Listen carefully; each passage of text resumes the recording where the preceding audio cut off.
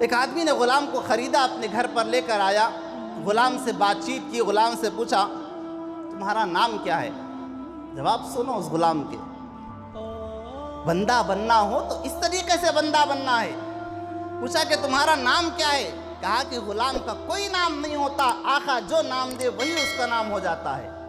کہا کہ تمہارا طعام کیا، کھاؤ گے کیا؟ کہا جو آقا کھلائیں گے وہ کھلائیں گے، غلام کا کوئی کھانا نہیں ہوتا۔ کہا تمہارا خیام کیا، تم کہاں پر ٹھہرو گے؟ کہا آقا جہاں پر رکھے وہاں پر رہوں گا۔ کہا کام کیا کرو گے؟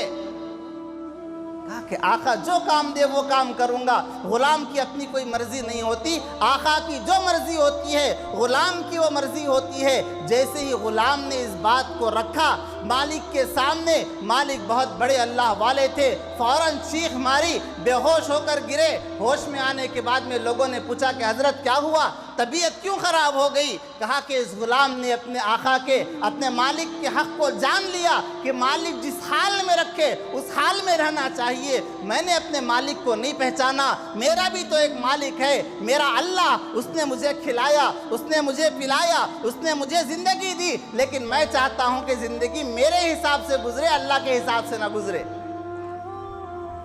یہ میں کیسا بندہ کہ زندگی میں اپنے حساب سے گزارنا چاہتا ہوں، اللہ کے حساب سے گزارنا نہیں چاہتا۔